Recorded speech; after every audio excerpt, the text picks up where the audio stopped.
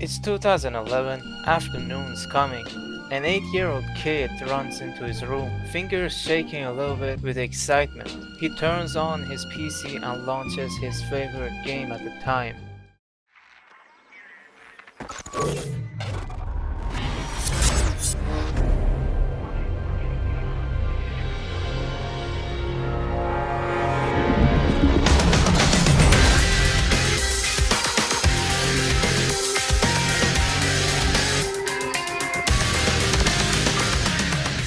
For the first time, a video game made me feel different, more sharper, more in control.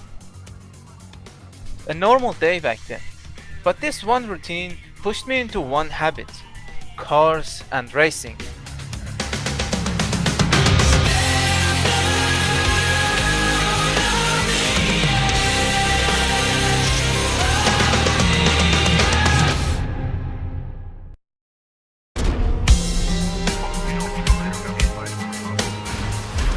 This game released in 2010, and it's different from most other racing games, and even other games in the franchise.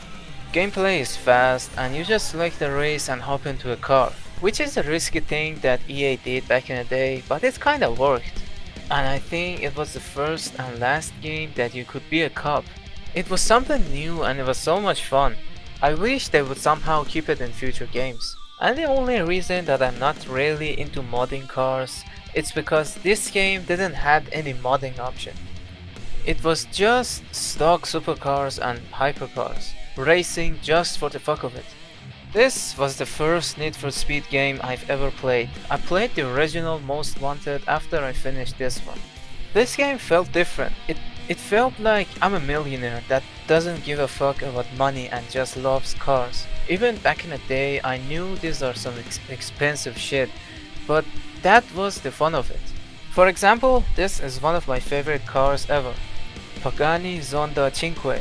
They only made 10 in total, 5 normal and 5 roadster. This shit was $1.5 million back in 2009. You only have 10 in total, and you would smash it into a police car? You fucking with me, right? It felt loud and polished, engine growls, classic car models, and the graphic was ahead of its time. I was a kid who loved the spectacle, speed, and over-the-top moments. Pure stupid fun. Game doesn't really have a story in the traditional sense. There's no main character or a specific story. It's just supercars, race, and a road. Anyway, I don't really have much else to say about this game other than it's just a good racing game in general. It made that spark of loving cars and it made me so many good memories.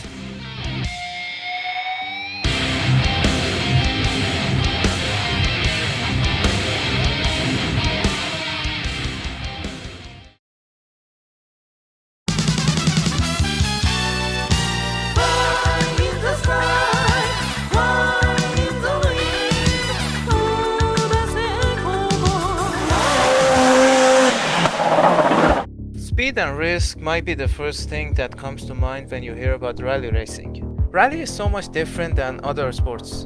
If you lose your control, either you fall off a cliff or you become one with a tree. Here, you don't race to overtake the other guy. You race against the clock, and if you lose, you lost against yourself. Every turn tests your skill and courage. The road changes with every meter, and you drive in any condition that you can imagine. Mud, gravel, snow, dust, rain, day and night.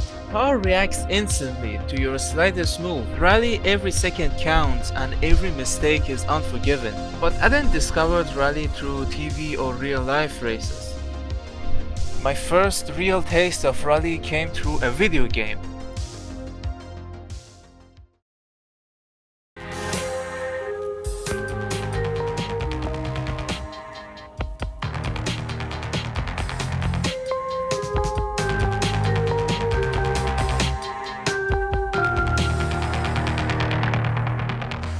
If Hot Pursuit was the dream, Dirt 3 was the awakening. The first time I realized racing wasn't just about the speed. It was more about control, precision, and passion. Released in 2011 by Codemasters, Dirt 3 took everything from its previous games and polished it. tighter handling, more realistic physics, and that pure rally DNA. I'd say Dirt 3 probably is the best mainline Dirt entry in the series. Its looks, plays, feels, and aged great. But Dirt 3 feels a bit more beginner friendly, which has its pros and cons. But that's what hooked me into this game. I used to play Need for Speed all the time. Need for Speed is more like Fast and Furious, it's easy to drift and it's more about just the speed. I mean, basically it's in their name. But for a kid who always played Need for Speed, when I played Dirt 3, it felt realistic and hard, but at the same time a bit more user friendly. Don't get me wrong, I still love that franchise, but when I started playing Dirt 3, I felt grown up. I was 13 when I started, but I felt responsible and somehow in charge. And game had some things for everyone. Other than Rally, you had Rallycross, Trailblazer, and Rally Raid, and including of a new mod. I know Dirt 2 had this mods, but hey, I only played 3. And the game still looks great, but sometimes when you play it, you may forget that this game came out 14 years ago. I used to come home and turn on my Xbox 360 and launch Dirt 3, and suddenly the world faded around me. It was just me, the car, and the stage ahead. All of my world and purpose in life became winning that stage. In those 3 minutes, I felt being present for the first time in my life. I was just there.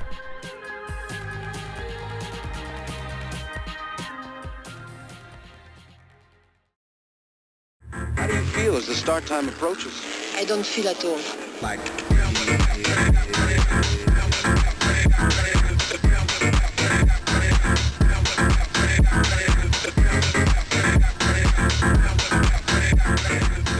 Back in 2019, Dirt Rally 2.0 came out, and honestly, it felt like Codemasters finally decided to stop pretending and go full simulation. It wasn't trying to be flashy or cool like the mainline Dirt games. It's just you, your co-driver, and the road that hates you. The Rally series had kind of a split into two personalities by that point.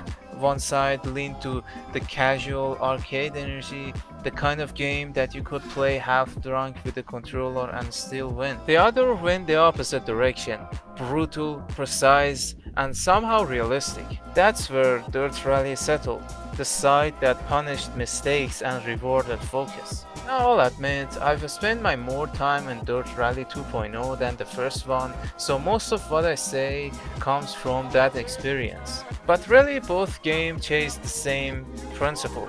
No bullshit, no cinematic fluff, just rally driving and its core. And the amazing physics engine. Every bump, every slide, every small correction you make actually matters. And the best part is, you don't even need a steering wheel to enjoy the game. Even on a controller, it somehow translates that tension, that feeling that one bad shift can throw you off a cliff. Dirt Rally 2.0 might not have the style or personality of older Dirt titles, but it makes up for it with pure rally focused design. It's not trying to entertain you, it's daring you to survive it. And I have the same feeling as I had when I used to play Dirt 3. You know when I said I used to be present?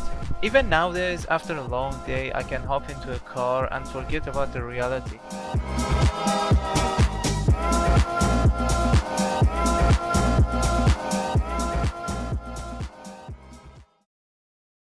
After a few years of chaos and crash and speed, I found something really good that brought me peace and quiet. It was trucks. You know, I used to love trucks as a kid. At some point in my life, I even wanted to be a truck driver. But as I grew up, my interest in trucks gradually diminished and my dream turned into something else. But that's not the topic here. I want to talk about Euro Truck Simulator 2. Man, the memories I have with this game. This was another game that gave me so much present and peace and sucked me out of the real world for a few hours. This time I finally got to enjoy the road with a different perspective, and I got to enjoy the scene and view. You know, in Rally, you're so focused on the road and next turn, you don't get to even look at the scene rather than enjoying it. If you want to go fast as possible, you have to keep your eyes on the road for the whole stage. And Dirt 3 and Dirt Rally have some great views. They put so much work and effort to something that most players won't ever see. It made me realize that I love the driving itself. It doesn't matter if it's a rally car or a supercar or a truck. It's that feeling when you're behind the wheel, the road and the scene. The engineering, the passion and beauty the humankind put into cars, and the passion and beauty the human puts into this virtual world. Man, I love being a human. Yeah, life gets hard sometimes, but no other creature can get this experience, this sense of awareness, and this sense of presence that we can feel as a human being, especially in this day and age. And I believe this is the best time to be alive, because you only had to survive if you were born 1000 years ago. You get to experience things with video games that you would never able to think about in real world if it wasn't for video games. When I was 12, I experienced driving a rally car. I felt it with all of my bones. I was there.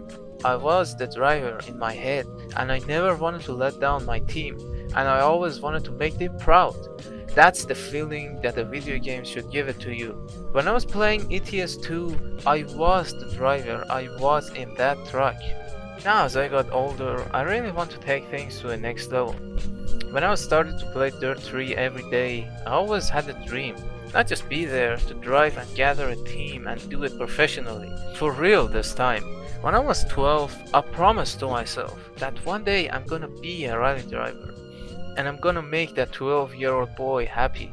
And it's not that super unrealistic at all. I didn't have the enough motivation, but when I saw this channel called Ryan's Road to Rally, it gave my dream a second life. I saw that if you really put on hard work and you do the necessary works, you can actually get there. And I really want to make that dream come true. I'm just imagining myself into a rally car. It doesn't matter which one, I love all of them. And it feels so good, and I'm sure if I do the necessary works, I'm gonna be there. When I play these games, I imagine myself in that position, responsible, part of a team. It might sound stupid. I don't know what is it about this sport, but I love it with all of my body and all of my heart. I don't know when, but I'll start streaming rally games, even if it's just with my old PS4 controller. Anyway, I don't really have much else to say. That's it for this time. Thanks for watching, and if you made it this far, you probably care about this stuff as much as I do. And yeah, if you're into cars and racing games, stick around, I'm gonna make more videos later. But just as you know, not all my videos are gonna be about cars and racing games. I like talking about games in general, different topics, different stories. This one just got a little bit personal. I didn't even plan it this way, and I see you in the next video.